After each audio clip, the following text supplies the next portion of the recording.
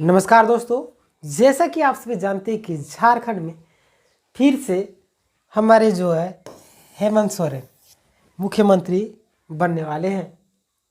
ठीक है, और हम लोग यहाँ पे देखने वाले बीजेपी के हारने के कारण जेएमएम चुनाव कैसे जीत पाई, क्या कारण रहा होगा। इतने सारे विरोध होने के बावजूद जैसे सीजीएल की जो बात थी उसका क्या होगा, एग्ज़ाम फिर से होगा, कैंसिल होगा, रिजल्ट आएगा, इन सारी चीज़ों पर अभी बात करेंगे। ठीक है, तो देखिए जेएमएम का इतना सारा विरोध हुआ छात्रों का, जगह जगह पर जेएसएससी कार्यालय में हर एक जगह पर विरोध किया गया, लेकिन सत्ता इन्हीं के हाथों में चली गई। क्यों? खैर मौका मिला है, बधाई हो। देखिए बहुत सारे स्टूडेंट जो है हजारीबाग में रहते हैं या कोई अदर सिटी में रहते हैं या कहीं पे भी, मतलब जहाँ बाहर में पढ़ाई करते हैं, वो लोग क्या करते हैं, ग्रामीण क्षेत्र में उनका गांव होता है, तो वो लोग वोटिंग करने के लिए जाते नहीं।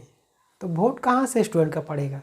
हालांकि व्हाट्सएप, ट्विटर, यूट्यूब हर एक जगह पर इनका विरोध चल रहा था, लेकिन उभर कर आई। एक बार जेल चले गए, जेल जाने के बाद इनकी जो पार्टी थी और मजबूत हुई। क्यों? क्योंकि लोगों को कन्विंस करना बहुत आसान हो गया कि ये लोग देखिए हमारे मतलब जो सरकार है इसका विरोध कर रही है, हम जो अच्छे कार्य करना चाह रहे हैं उसका विरोध कर रही है, केस कर दे रही है, बहुत सारी चीज़ें। इन सारी चीज़ों पर जेएमएम जो है विपक्ष वालों पर मतलब क्या बोले बातें रखती गई। जेल जाने के बाद इनकी जो पार्टी है और मजबूत होगी, क्योंकि जेल जाने से पहले इनकी जो पत्नी थी कल्पना सोरेन, वो ज़्यादा राजनीतिक में एक्टिव नहीं थी, लेकिन जैसे ही ये जेल जाते हैं उसके बाद वो राजनीतिक में एक्टिव हो जाती है, जगह जगह पर भाषण देती है, और हर एक जगह पर आप देखिएगा जगह जगह पर अपनी पार्टी का प्रमोशन के लिए वो गई और वहाँ पे भाषण दी। लोग उनको देखने के लिए काफ़ी ज़्यादा भीड़ उमड़ रही थी। और यहाँ पे बीजेपी बता रही थी कि हमारे जो हारने के कारण है टाइगर जयराम महतो की पार्टी है। देखिए टाइगर जयराम महतो की पार्टी हारने के कारण हो सकती है। क्यों? क्योंकि एक नई पार्टी उभर के आ रही थी और उनको सुनने के लिए बहुत सारे भीड़ इकट्ठा होती है। और झारखंड में बीजेपी का ऐसा कोई भी नेता नहीं है जिनको सुनने के लिए लोग पूरा भीड़ लगाते हैं। लेकिन जयराम महतो की अगर बात करें तो वो युवा है, 29-30 साल के हैं। देखिए उनको सुनने के लिए जहाँ वो जाते हैं पूरा हज़ारों की संख्या में लोग भीड़ हो जाते हैं उनको केवल सुनने के लिए।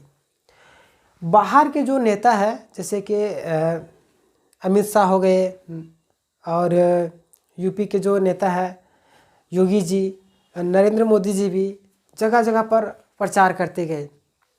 क्या हुआ, बाहर के नेता जो झारखंड में आए, योगी जी आए, अमित शाह जी जो आए, उनको सुनने के लिए वो लोग अपने राज्य की बात किए यहाँ पे। लेकिन यहाँ पे क्या समस्या है, इन चीज़ों पर ध्यान ही नहीं दिए। बांग्लादेश घुसपैठी, ये इन सारी चीज़ों पर बात की, हवा हवा बटोगे कटोगे, इन सारी चीज़ों पर बातें करते गए।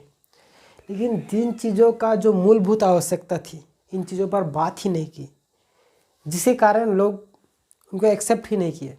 हालांकि हजारीबाग की बात करें, हजारीबाग का जो अगल बगल एरिया है, बरकट्टा हो गया, बरी हो गया, सदर विधानसभा होगा, यहाँ से मतलब जीते हैं बीजेपी के प्रत्याशी और काफ़ी अच्छा काम करेंगे, उम्मीद है इन सारी चीज़ों पर।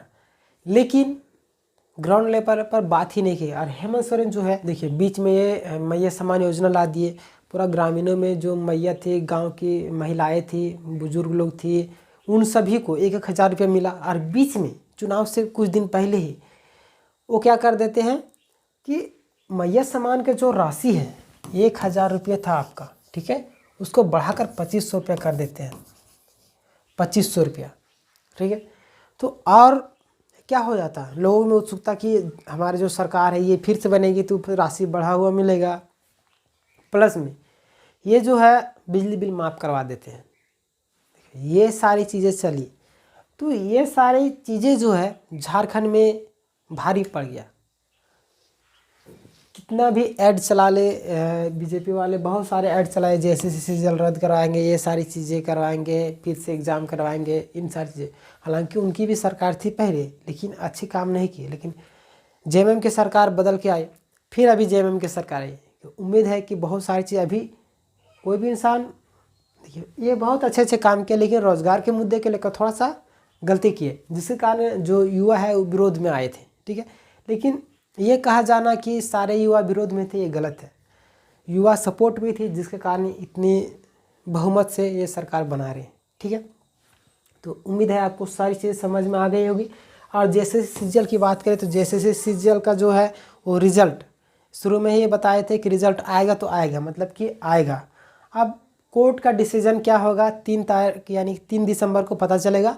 हालांकि सरकार जो है, प्राय जो केस है मैया सम्मान योजना में भी केस किया गया था, वो भी जीत गई।